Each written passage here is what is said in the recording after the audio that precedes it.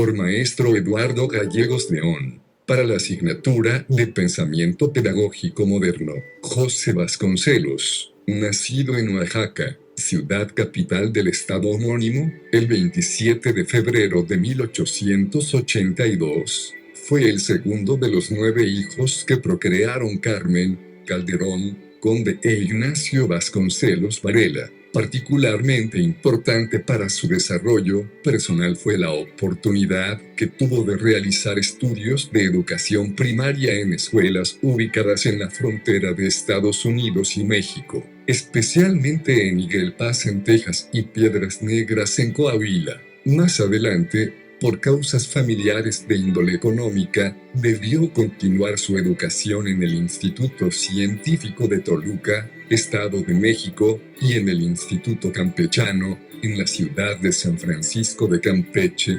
Campeche. Luego de la prematura muerte de su madre, ingresó en la Escuela Nacional Preparatoria, actualmente parte de la UNAM, y posteriormente en la Escuela Nacional de Jurisprudencia, donde obtuvo el título de licenciado en Derecho en 1907, a los 2 años de haber concluido sus estudios. Vasconcelos participa con otros jóvenes mexicanos, críticos de los excesos de la educación positivista impuesta por Justo Sierra, ministro de Instrucción Pública del gobierno de Porfirio Díaz, en la fundación del Ateneo de la Juventud Mexicana, más adelante conocido como el Ateneo de México.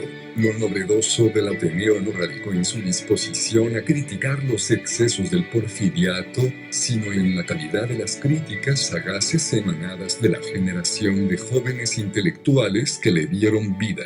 Aunado a ello, en oposición al planteamiento oficial de Sierra y los funcionarios del porfiriato, llamados los científicos, de promover una visión única del pensamiento filosófico, positivista y determinista, Vasconcelos y la generación del Ateneo proponían la libertad de cátedra, la libertad de pensamiento y, sobre todo, la reafirmación de los valores culturales, éticos y estéticos en los que América Latina emergió como una realidad social y política con identidad propia. Aquí es importante destacar que una de las características del porfiriato, para algunos el lado oscuro de este, es justamente un cierto desdén por lo nacional mexicano, su fascinación con lo europeo, lo francés, lo alemán o, si nada de esto era posible, con lo estadounidense, como alternativa viable para alcanzar el progreso.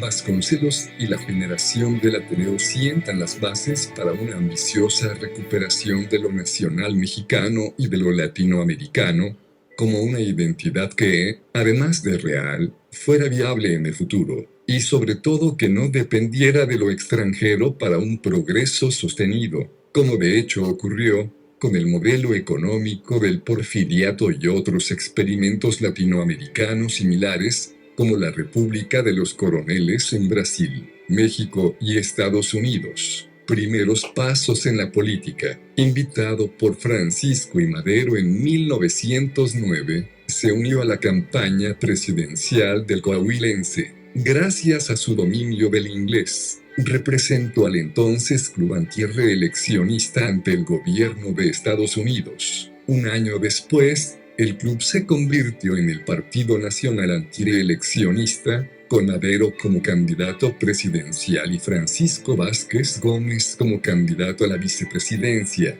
Madero y Vázquez Gómez se enfrentaron a Porfirio Díaz y a Ramón Corral en la muy debatida elección presidencial de 1910. Cuando esta terminó en un escandaloso fraude, Madero convocó a un alzamiento político-militar con el así llamado Plan de San Luis, que inició la Revolución de 1910. Es de este primer periodo de la vida pública de Vasconcelos del que ha surgido, como una suerte de leyenda, la idea de que fue él quien acuñó el lema más célebre del maderismo: sufragio efectivo, no reelección. Este lema, que hasta la fecha rubrica los documentos oficiales signados por funcionarios del gobierno federal mexicano, tiene su origen, sin embargo, en el Plan de la Noria, encabezado por Porfirio Díaz contra Benito Juárez, en 1871.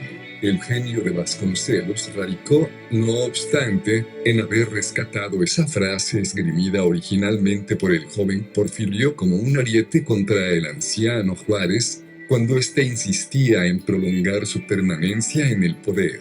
Conocido el resultado oficial de esa elección, las simpatías al plan de San Luis se multiplicaron. Esto dejó claro al anciano caudillo que no estaba en condiciones de mantenerse al frente del gobierno, a menos que deseara llevar a México por la ruta de una guerra civil o a merced de las ya demostradas ambiciones norteamericanas de poner nuevamente en peligro el territorio nacional.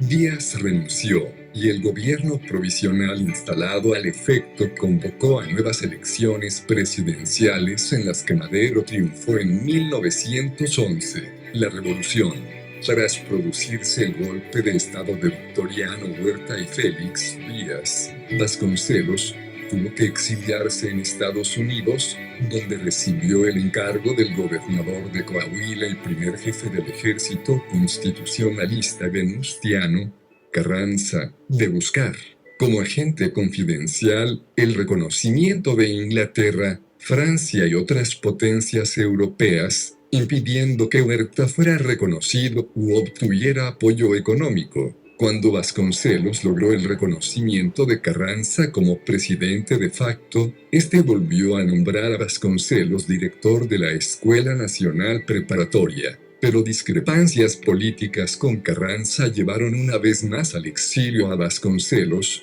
que regresó para tomar la cartera de Instrucción Pública durante la breve gestión de Eulalio Gutiérrez Ortiz como presidente de la Convención Nacional. Durante este periodo, Vasconcelos no pudo en realidad desarrollar sus ideas en materia de educación pública, pues las pugnas internas de los revolucionarios de la Convención de Aguascalientes y la derrota de Francisco Villa ante Álvaro Obregón hicieron imposible cualquier ejercicio de funciones de gobierno. Al proclamarse el Plan de Agua Prieta en 1920, Vasconcelos se alineó con Álvaro Obregón contra Carranza. Tras la muerte de Carranza, el presidente interino Adolfo de la Huerta le encargó el Departamento Universitario y de Bellas Artes, cargo que incluía la rectoría de la Universidad Nacional de México. Rector de la Universidad Nacional. Después de 5 años de exilio, Vasconcelos regresa a la Ciudad de México junto al general Obregón. El presidente interino Adolfo de la Huerta, 1920, lo nombró rector de la Universidad Nacional de México el 9 de junio de 1920 al 12 de octubre de 1921. De acuerdo con los ideales de Vasconcelos, la universidad tenía la misión de impartir enseñanza y preparar a una generación de técnicos y humanistas que trabajaran y colaboraran con la sociedad. Al ser nombrado rector de la Universidad Nacional, dijo: yo no vengo a trabajar por la universidad, sino a pedir a la universidad que trabaje por el pueblo. Fue su propósito como rector. El motivo por el cual José Vasconcelos quería preparar a los estudiantes universitarios era porque México acaba de finalizar con la Revolución Mexicana, y la restauración de México para Vasconcelos solo se podría lograr por medio de la educación y la acción social.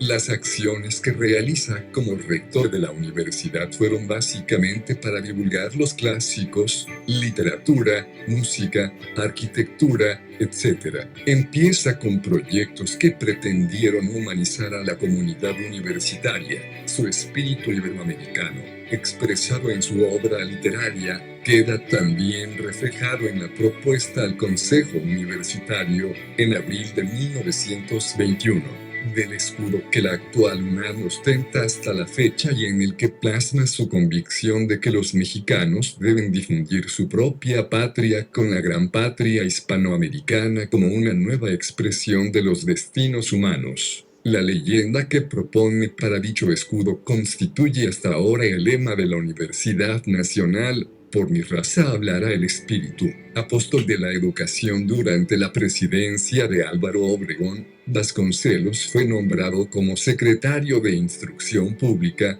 En su puesto realizó la primera reforma educativa, la cual elaboró desde la universidad repercutiendo en toda la República Mexicana, y desde esa posición inició un ambicioso proyecto de difusión cultural en el país, con programas de instrucción popular, escuelas rurales, edición de libros y promoción del arte y la cultura. El objetivo era integrar a México de manera más amplia en las grandes transformaciones que siguieron al fin de la Primera Guerra Mundial.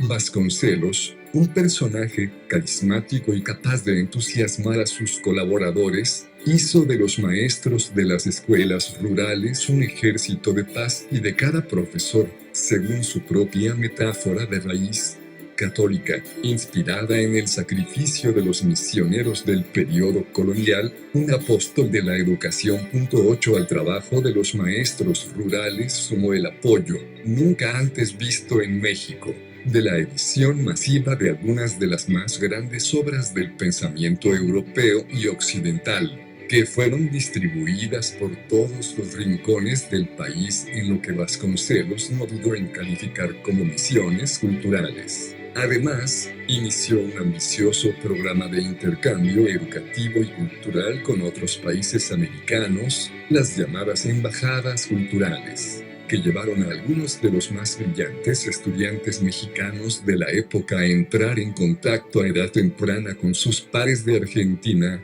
Brasil, Colombia, Perú y otros países de América Latina.